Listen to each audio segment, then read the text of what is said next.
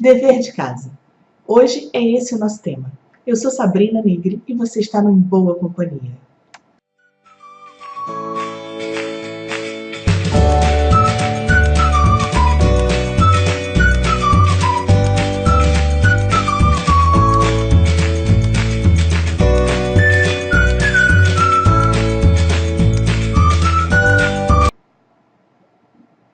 Seus filhos entraram naquela época de dever de casa? E mesmo a gente estando no iniciozinho do ano, no início do ano letivo, eles já começaram a levar aquele famigerado dever de casa para casa? Como é que eles estão lidando com isso? Como é que vocês estão lidando com isso? Nós pais geralmente ficamos muito ansiosos.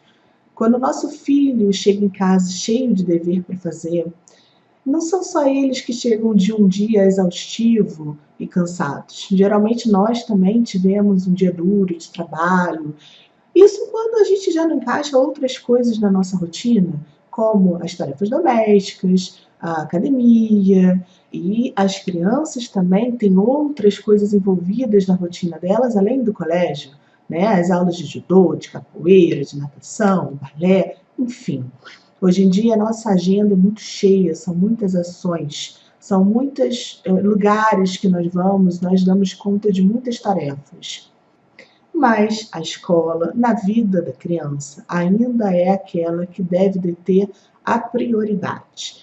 E os deveres de casa fazem parte dessa rotina escolar. E não raro as crianças pedem aos pais ajuda no dever de casa. E nós pais muitas vezes ficamos sem saber direito o que fazer.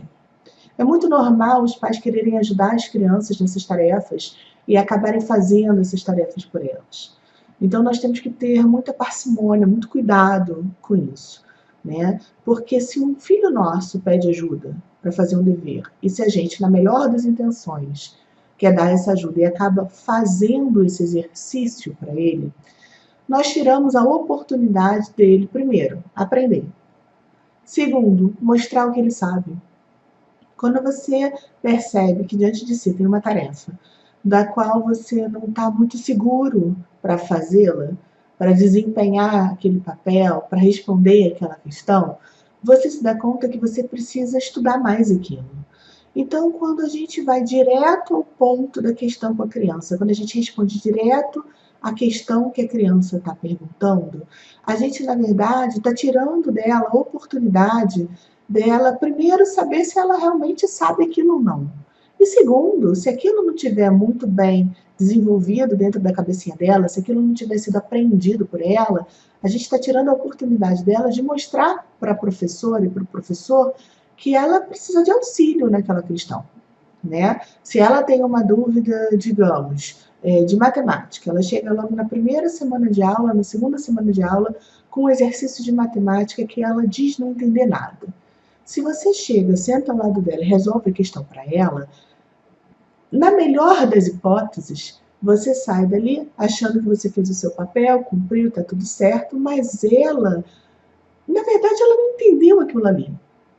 Ela teve um pai e uma mãe que auxiliou ela na questão, ela chegou à conclusão que o professor queria, mas ela não saberia fazer aquilo sozinha. Então, você está tirando a oportunidade dela de chegar para o professor, por exemplo, e falar assim: professor, eu não entendi.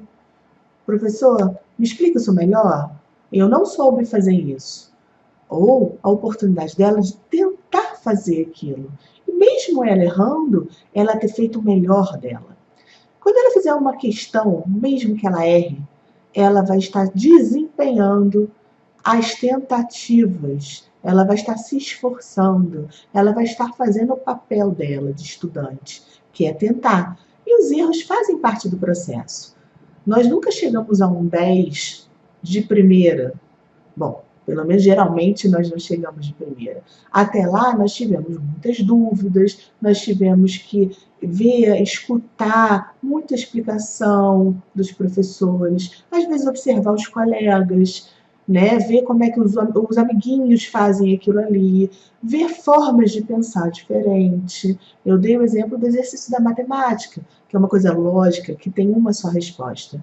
Mas existem várias matérias que são subjetivas, que não existe uma resposta só, que você pode ser levado por vários pensamentos diferentes e pode chegar a uma série de conclusões diferentes. O que o professor vai estar avaliando é a sua capacidade de pensar, de chegar até aquele resultado. E para você ter isso, você tem que saber pensar. E é nisso que a criança vai estar trabalhando dentro do colégio. São as formas de pensar. Então, como é que nós podemos ajudar no dever de casa? Bom, nós podemos ajudar no dever de casa de várias formas diferentes. Quando o filho nosso chega para a gente e fala que não entendeu, a gente pergunta para ele: você já leu? Se ele fala que sim, você pergunta: então, você já leu bem isso? Ah, já li. Então lê de novo. Quando a gente fala para o nosso filho ler de novo, e mesmo que ele a segunda vez fale que não entendeu, a gente fala lê de novo, e assim a gente vai trabalhando. Primeiro que ele vai descobrir que a resposta não vai vir pronta para ele, que esse pai e essa mãe não está disposto a dar a resposta correta para ele de bandeja. Então ele vai saber que ele vai ter que pensar, que ele vai ter que se esforçar, que ele vai ter que cumprir a tarefa dele. Ele vai ler de má vontade na primeira vez, na segunda vez, e depois ele já vai entender que aquilo ali faz parte do trabalho dele, que ele precisa ler corretamente. Ele vai ler a questão para entender o que está se pedindo, ele vai ler o texto que está por trás daquela questão, ou a conta que está por trás daquela questão, ou a história que está por trás daquela questão, enfim, o que está embasando aquele exercício. E se ele mesmo assim continuar falando que não entendeu, esse pai e essa mãe podem participar desse processo com esse filho. Ou seja, esse filho vai ler na presença desse pai e dessa mãe, e esse pai e essa mãe vai ajudar esse filho a raciocinar, a entender o que a questão está pedindo, a entender qual é a lógica do exercício. Aí sim, o pai e a mãe vão estar participando de uma forma boa desse desenvolvimento do filho. Eles não vão estar dando a resposta de bandeja e assinando um atestado de incapacidade para o seu filho.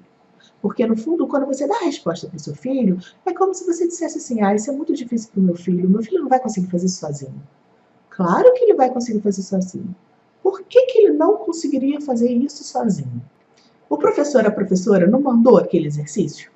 Então é porque essa criança já tem a capacidade de fazer esse exercício.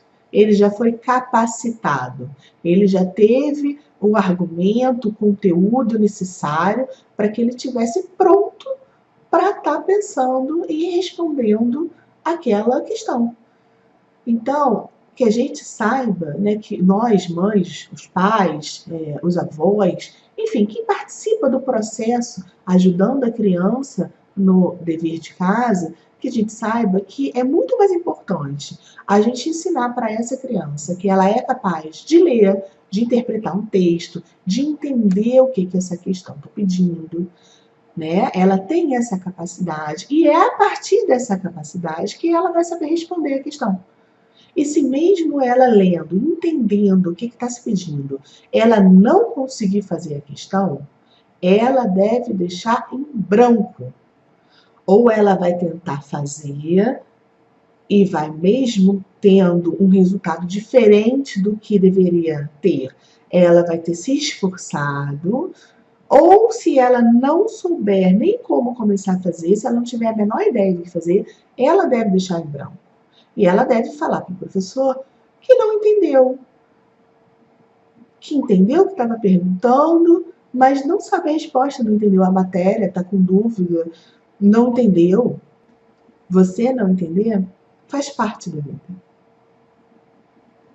Assim, a gente vai estar ensinando os nossos filhos. Assim, a gente vai estar mostrando para eles que, primeiro, eles são capazes. Segundo, eles sabem raciocinar, eles sabem pensar por eles mesmos. E eles mesmos sabem achar as respostas para as próprias questões. E terceiro, nós estamos do lado deles, sim. Eles podem contar com a gente, sim. Mas não para fazer o papel deles. Nós estaremos fazendo o nosso papel. O papel de um pai e de uma mãe que está estimulando o seu filho para ter uma maior capacidade, para ser melhor do que ele é hoje. E esse é o nosso maior papel dentro da vida dos nossos filhos. É a famosa história. A gente não vai dar o peixe, a gente vai ensinar a pescar.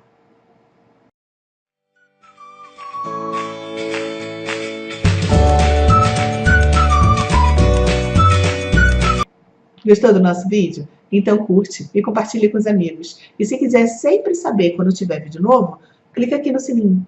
Até a próxima!